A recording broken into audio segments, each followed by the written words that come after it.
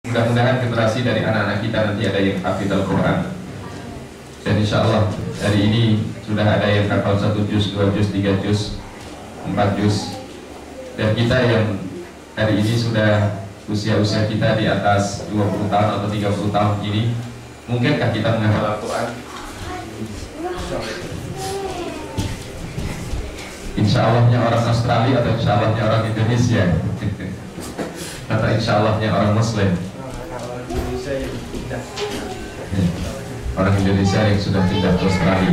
Mudah-mudahan. Memang menghafal Al-Quran itu adalah orang-orang yang dipilih oleh Allah Subhanahu wa Ta'ala. Maka sejauh mana kita berusaha juga menjadi orang-orang yang dipilih oleh Allah Subhanahu wa Ta'ala. Karena Ahlul Quran adalah Ahlullahi wa khassatuh. Para penghafal Al-Quran adalah masuk dalam keluarga Allah Subhanahu wa Ta'ala, dalam perlindungan dan ta'yid Allah Subhanahu wa Ta'ala dan pilihan Allah Subhanahu wa Ta'ala. Berikutnya adalah at-tasdiq bima fihi, membenarkan dengan segala apa yang ada di dalamnya. Membenarkan dengan terhadap segala apa yang ada di dalamnya. Karena setiap apa yang dibawa oleh Al-Quran, diberitakan oleh Al-Quran adalah benar. Berikutnya adalah al-wuquf ma'a ahkamihi, untuk berhenti bersama hukum-hukumnya, yakni mengamalkan apa yang ada dari hukum-hukum Al-Quran. Dan ini adalah kewajiban Muslim.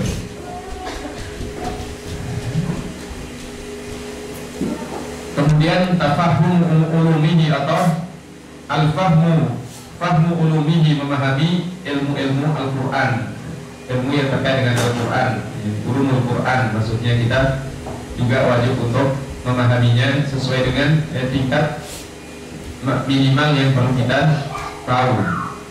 Berikutnya adalah al-i'tina'u bi mawa'idihi, untuk senantiasa membuka hati kita, membuka mata kita, membuka telinga kita untuk menerima tausiah dan nasihat dari Al-Quran. Ini kita baca dengan Nurul Kiram.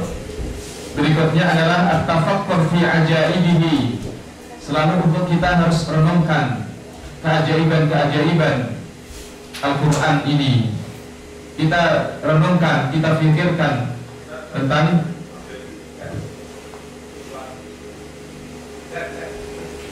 sesuatu yang sangat-sangat menakjubkan yang dibawa oleh Al-Quran.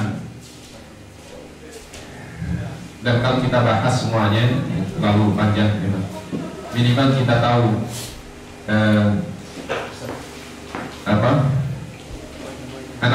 anasirnya, unsur-unsur yang harus kita ketahui dari kewajiban kita terhadap Al-Quran. Berikutnya adalah al-amalu bimuhkamihi wa taslim limutasyabihi, menjalankan hukum-hukum yang sudah jelas, dan kemudian di depan ayat-ayat yang mutasyabih, ayat-ayat yang memang kita tidak mengerti maknanya, misalnya alif lam mim kaf ha ya ain shad, atau dalam ayat-ayat yang termasuk ayat-ayat mutasyabihat kita at-taslim. At-taslim artinya adalah berserah dan menerima secara utuh tanpa takwil. Berikutnya adalah nashrul ulumihi wa ta'limihi, menyebarkan atau mengajarkan ilmu yang terkait dengan Al-Quran. Dan yang terakhir ad-du'a ilaihi, mengajak dan menyeru masyarakat Muslim ini untuk berinteraksi dan dekat dengan Al-Quran. Jemaah yang dirahmati Allah, inilah 3 poin besar yang kita telah bicarakan pada sore hari ini. Yang pertama adalah min khasiyatil Quran, dari kekhususan atau dari keistimewaan Al-Quran. Yang kedua adalah al-adab al-asasiyah lil Quran, tujuan asasi dari diturunkannya Al-Quran. Lalu yang ketiga adalah wajibul muslim nahwal Quran, kewajiban muslim terhadap Al-Quran. Mudah-mudahan meski kita baca hanya sepintas, ada sedikit pengetahuan yang kita ketahui, meskipun hanya sekali lagi sekadar numpang lewat, ya minimal pernah kita dengar. Karena pada dasarnya Ya ini perilaku kita insya Allah dalam keseharian. Tinggal beberapa hal saja yang belum kita tekuni secara baik terkait dengan misalnya menghafalnya. Sampai hari ini hafalan kita masih berapa juz, Bu?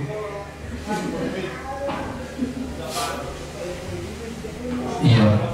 Mudah-mudahan minimal setiap kita yang ada di sini di Iqra dan membernya semuanya minimal juz 30 hafal. Setuju, Bu? Insya Allah. Setuju gitu loh, Bu. Insya Allah.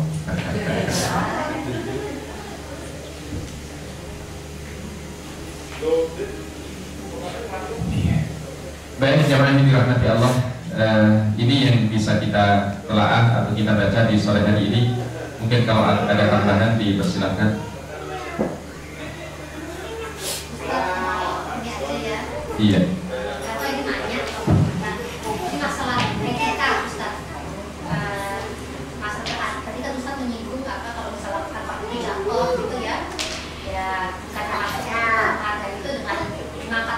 cium taruh di kepala gitu ya. Tapi itu memang ada adat yang berkaitan sama Al-Quran juga berbuka. Sedangkan saya juga baca buku Imam Nawawi Ustaz ya, Insya Allah saya sudah baca ya ketika dalam Quran ya Quran. Saya sih bukan detailnya aja, jadi gini Ustaz, jadi kadang saya banyak itu melihat orang-orang itu Quran itu ditaruh aja di lantai gitu Ustaz. Dan misalnya di halaqah ini Ustaz ya, itu Quran itu di lantai aja gitu loh. Terus saya ngerti itu kayaknya gimana gitu loh.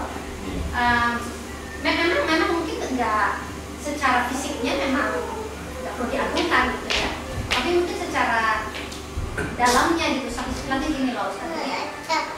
Mungkin kita harus lihat Al-Quran itu sebagai perjuangan Rasulullah SAW selama 23 tahun gitu kan, untuk mendapatkan Quran itu Rasulullah harus bersusah payah selama 23 tahun, dan setiap kali wahyu turun itu Rasulullah SAW itu kesakitan gitu, sakit itu sampai berkeringat, sampai bisa diangkat gitu kan badannya atau kepalanya. Nah, ya dari situ mungkin banyak orang nggak melihat dari situnya, jadi Quran itu ditaruh aja di lantai gitu. Terus misalnya lantai mau ke toilet, taruh aja Quran di lantai, jalan gitu kan, atau taruh handphone di atas Quran, taruh apa di atas Quran, atau tidur di apa beralas Quran gitu loh. Jadi ya atau deh gimana kalau menurut Ustaz, apakah saya salah gitu memandangnya? Jangan saya. Baik, jazakumullah khairan. Ya, benar kami tadi singgung bahwa memuliakan Al-Quran, ta'zimul Quran bukan hanya sekedar begitu jatuh, dicium kemudian taruh di atas kepala, bukan sekedar itu saja, tetapi lebih dari itu. Memang ada Al-Quran, apalagi Al-Imam Nawawi rahimahullah, luar biasa pembahasannya di kitabnya Al-Adab, Adab Muhammalatil Quran, adab para pembawa Al-Quran, ada orang-orang yang telah banyak berinteraksi dengan Al-Quran, bagaimana seharusnya adabnya bersama Al-Quran. Dan memang demikian ya. Dan kita baca di hadis-hadis yang juga luar biasa, atau di asar dari sahabat yang luar biasa pengagungan dan adabnya terhadap Al-Quran, mushaf itu. Dan begitu juga para ulama-ulama kita. Kalau kita baca dari Imam Nawawi saja, atau di Al-Itqan, atau dari kitab-kitab yang terkait dengan ulumul Quran, kita akan menemukan luar biasa penghormatan mereka dan ta'zim mereka terhadap Al-Quran. Dia tidak pernah meletakkan Al-Quran itu pada posisi di atasnya ada sesuatu. Andai kata ada tafsir, misalnya ada tafsir, ada buku yang biasa dan seterusnya, maka Al-Quran tetap saja yang berada paling atas. Apa sih untuk membedakan Al-Quran dengan tafsir? Kalau Al-Quran terjemahan itu misalnya ini Al-Quran terjemahan ya. Al-Quran terjemahan ini, selagi ini masih 30 juz satu buku, maka ini masuknya dalam Al-Quran yang patut untuk kita letakkan di posisi paling atas. Buku-buku apapun, Al-Quran harus menempati paling atas. Nah, makanya kalau tadi disinggung juga, kadang kita meletakkan begitu saja gampang di tempat ini. Kalau bisa, dan ini adalah takrib dan adab terhadap Al-Quran, Al-Quran jangan disamakan posisi dengan posisi kaki kita atau di bawah kita. Kalau bisa memang ya kita pegang begini. Kemudian juga kalau kita menempatkan barang-barang yang lain jangan sampai di atas Al-Quran, misalnya jam atau HP atau apa. Karena ini adalah juga dari sisi adab terhadap Al-Quran memang juga menyalahi adab. Al-Quran pokoknya senantiasa harus menempati posisi di atas di antara buku-buku yang lain. Ini pertama. Kemudian juga tidak pada tempat sembarang. Dan ini sungguhnya dibahas sekali lagi dalam Al-Adab Al-Adabu Hamalatul Quran oleh Al-Imam Nawawi, dan disebutkan dari para salafun saleh bagaimana mereka berinteraksi dengan Al-Quran, khususnya mushaf ini. Bahkan maka diriwayatkan dari sahabat juga kalau Al-Quran ini terjatuh dan kemudian dicium dan kemudian diangkat, dan begitu juga para ulama-ulama kita. Dan ini juga warid sekali lagi dari sahabat, dari tabi'in, dari tabi'in, dan juga dari para salafus saleh. Sekali lagi disebutkan di dalam adab Hamalatul Quran oleh An-Nawawi rahimahullah.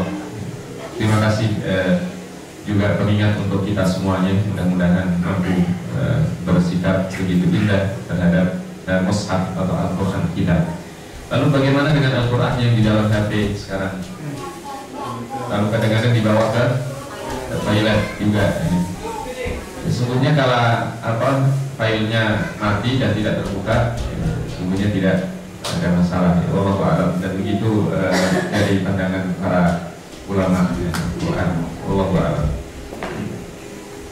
Mau nambah aja Ustaz? Iya. Mungkin buat teman-teman juga gitu. Jadi saya udah berusaha gitu ya Ustaz ya, kalau sebisa mungkin menggunakan Quran gitu ya. Tapi ternyata memang banyak yang sudah pelajari. Jadi waktu saya baca di Quran baru buat anak saya tulis namanya. Biasa kan kita tulis nama ini Qurannya siapa gitu kan, saya tulis namanya. Biasa kalau buka Quran kan hardcover halaman pertama tuh kosong ya, saya tulis Danis gitu. Ternyata sama shape-nya dicoret Ustaz, nggak boleh kalau nama di depan, bagian depan gitu loh, karena harus di belakang gitu. Itu harus dihapus gitu Ustaz, pakai tip X gitu. Saya terkaget juga gitu Mbak, maksudnya sampai segitunya gitu loh. Namanya aja nggak, nama kita nggak boleh ditaruh. Jadi kayaknya ya begitu maksudnya. Iya, sahih. Bahkan ya memang hal itu juga dibahas oleh para ulama-ulama Al-Qur'an, oleh ulama-ulama Al-Quran. Jadi awal ma yakunu fil Quran adalah asma Allah.